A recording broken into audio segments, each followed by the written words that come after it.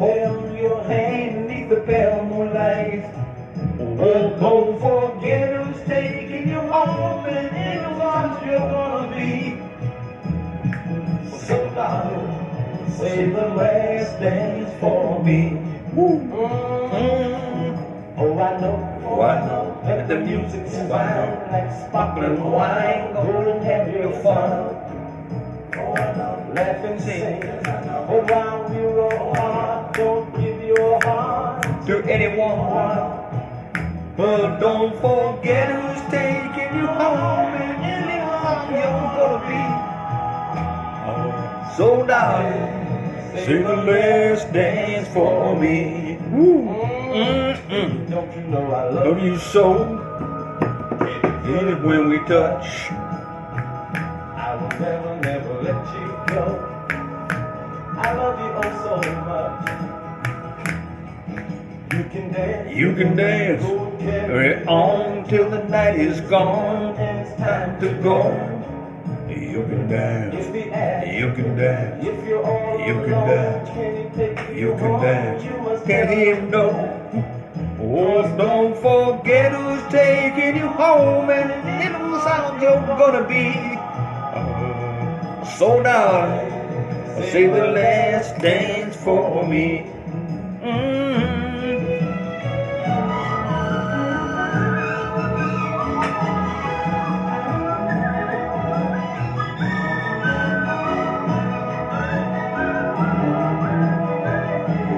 Don't forget who's taking you home, and in the arms you're gonna be.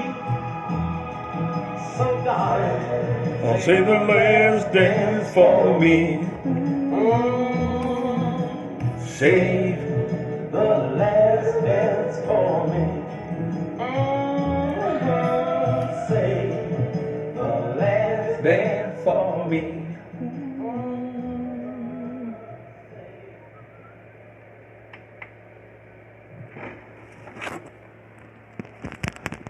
Did you guys see The Last Dance for me, huh? I certainly hope so. Maybe one day I can dance with Linda. Linda Moore, we'll dance together, okay? Yes. I don't know if it'll ever happen, but I like to think maybe one day it would. Yes. You betcha. All right, anyway, that was a doo-wop section. I got some more, but I got to get some other stuff out of the way. Yes, we do. All right, if you guys haven't heard this one before, just some little news trivia that I promise you're not going to hear it anywhere else. Captain Boomer's podcast is, and I want to get a big shout out to those other countries. Boy, I'm telling you, I just can't believe it. I mean, I heard from some countries I never knew even existed. So I don't, Slavonia? Yeah, I think I got Slavonia. What's the other ones? Yeah, but I mean, Czechoslovakia, Belgium, Bulgaria.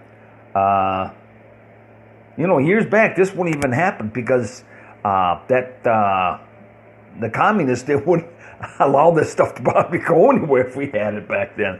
So anyway, Berlin, Germany. Yeah, Argentina, Peru. It is. It's fun. It's exciting, and it keeps me going. And as long as it keeps me going, I got to keep going. That's all there is to it. And Australia, boy, I tell you, down under people. I don't mean like that, but you know what I mean. Down under there in Australia, crikey people, the crikey. Yeah, I'm telling you. I had let's see, I had all the big ones. I think I had Melbourne, Sydney, Perth. So that's exciting. Yes, indeed. I heard from London, England. Oh, speaking of London, oh my God. Everybody's got their problems, don't they? There's nobody, there is no male on this planet who's in any position with power, money, or whatever. They're going to get caught with their hands in the cookie jar. And I guess Prince Prince Andy got caught with his hands in a cookie jar some odd years ago. I mean, it's just, this country is so corrupt. This world is so corrupt and evil, it doesn't matter where you are. You know who the best people on this planet are right now? Is probably, as far as I'm concerned, and they don't do this stuff, or don't have to. You know what? It's like the third world countries. Yeah, they don't have to. They are happy with what they got, and what they got by our standards is nothing. Is nothing. But we let our greed and everything else take over for us, and we miss out on the beauty and the simplicity of just being thankful for what you have and who you are and stuff like that. It's kind of sad. But anyway, yeah, I'd have to vote some of the happiest. Yeah, well, and some of these people got to walk 5-6 miles down to the river to get water. They carry these jugs on top of their heads, you know. And these are probably the most happiest people. I mean, because it depends on who you're asking. Define happiness, you know. I mean, in this country and in this world, especially with certain generations, the more cars you got in the driveway and the more money you got in the bank and the more fancy clothes and expensive suits and stuff you got, that's happiness? Nah, bullshit. It's not happiness by my standards. I'll tell you what, my standards are just, well, if you know me by now, my standards are just, hey, live and let live, baby, kind of thing. And we got to get that. And my Florida connection out there, Miss Linda Moore, she will attest to that. And she is for backing up. We got to quit playing these games with marijuana and hemp and everything. And you know, Mary Jane, we got to get this stuff just passed. It's got to be nationwide. Look at Canada. Now they're raking in tons of money. They're not. You hear any big complaints? I mean, like people running around like zombies and biting each other or whatever the hell it is. Yeah, these alcohol people, see what it is. The alcohol people, right after the Prohibition, they got their meat hooks into the politicians. And they haven't let go yet. That's all this is about. It's about money, like a lot of shit is, but it's about money for the alcohol-producing people. Yeah, well, we were on the right track when we had Prohibition back in the 20s, early 30s. We were on the right track. But somewhere down the line, I'm willing to bet lots of money was handed to certain people in the political arena to keep this stuff going, and it hasn't stopped yet. And that's why you see so many more flavors, different stuff. There's more breweries out there now than ever before. Same thing as the food. Okay, here's an example. All right, I took a survey, my own little survey. Yeah, here we go. You ready? This will be some cool time for you. It shows you how our hunger has changed for food in this world, especially in this country. I'll just say our country. The average burger in 1970 and 71 or 72, let's just say early 70s, the average burger, I don't care where you went in this country, the average burger was maybe an inch to an inch and a half high. Maybe. And that might even be pushing it. The average hamburger right now, I don't care where you go in this country, the average hamburger right now is about 2 to 2.5 inches. And that's where it begins. They go up.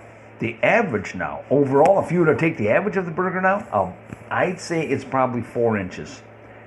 Yeah. And some of them are so stupid. I mean, come on. I mean, you know, God, the ding fries are done. Ding fries are done. I mean, they put French fries on them. They put okay. Let's put three. First we'll put down that one pad of burger. Okay. Then we'll put on 3 pieces of cheese. We'll put on a red onion. We'll put on some pickles and lettuce, and our special sauce. Throw on a half a gallon, and then we'll put on another big chunk of meat on there. Throw on 3 more pieces of cheese. Put on another head of lettuce on that baby.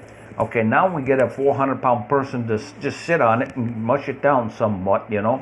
Then we'll throw on another patty, 3 more pieces of cheese, a half a jar of pickles, and now we're going to top it all off with some French fries and onion rings. And 1 more piece of cheese, okay? Yeah, that's it. I'm telling you, it's nuts. It's crazy. It's crazy. One burger that they got out there for the average American citizen right now would be enough calories for one day by the, I don't know what standards, American something, calorie counting association, whatever. Yeah, it's just, it's asinine. Total asinine. Anyway, I just get off on that because it's so stupid. All right, you guys remember when you guys were in class? Let's say you were in 6th grade. Or 3rd or 4th, it doesn't matter. And you were caught chewing gum. Uh-oh. Uh-oh. Yeah, caught chewing gum. Yeah, Mrs. Farkanukel is going to come over there and rap you on the back of the head with a ruler. No, but what she would do was, she would say, Kenny? I'd say, yes, Miss Farkanukel. Are you chewing gum? Yes, Miss Farkanukel. Did you bring enough for the whole class? No, I did not, Miss Farkanukel. Okay, do you remember that? Oh, yeah, that's what they should always say. Did you bring enough for the whole class? Well, of course, the answer is no. And if you lied and you said yes, you'd had to produce this extra gum. Anyway, so in some cases, she would make you sit the rest of the day at the class with the wad of your gum on your nose. You put it on your nose. And sometimes it'd fall off, whatever. And other times, she would just walk up to you with a wad of a little piece of paper. You'd spit it in there, and she'd throw it in the garbage, wrapped in the paper. But, yeah, there you go. I don't know why I brought that up, but it's true. It's true. Anyway, okay, the MARS people, that stands for Medicated and Retired Seniors. The MARS people say of Captain Boomer's podcast, it says, he's entertaining boomers head to toe. It's the Captain Boomer Show. Yeah, that's right, that's it. Little Rascals, Eddie Haskell, Losing Our Hair, Medicare. From brittle bones to the Rolling Stones, Captain Boomer's bringing memory brain cells back one show at a time. Yes, he is. Thank you. Thank you. Thank you, guys. Yeah. All right.